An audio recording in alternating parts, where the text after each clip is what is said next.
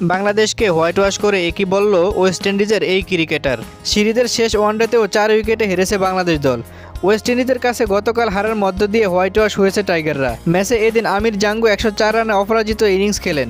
অভিষেকে এমন সাফল্যের রহস্য জানালেন জাঙ্গু। ম্যাচ শেষে জাঙ্গু বলেন, সত্যি বলতে উইকেট খুব ভালো ছিল, সেজন্য ম্যাচের পরিস্থিতি কোনো বিষয় ছিল না।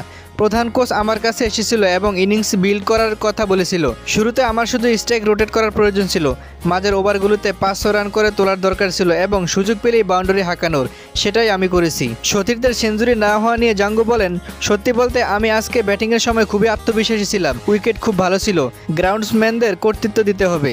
আমি 50 করার পর খুবই আত্মবিশ্বাসী ছিলাম। দুর্ভাগ্যজনকভাবে কোর্টিস সেঞ্চুরি পায়নি, কিন্তু সে দারুণ খেলোয়াড় এবং আজকে আমাদের জিততে খুব সাহায্য করেছে। অভিষেকে সেঞ্চুরি নিয়ে জাঙ্গু বলেন, এটা খুব অসাধারণ একটা অনুভূতি। অভিষেকে সেঞ্চুরি করার যে কারোর জন্য স্বপ্নের মতো। আমি ওয়েস্ট ইন্ডিজের হয়ে খেলে এমন কিছু করতে চেয়েছিলাম, এটা সত্যি অসাধারণ।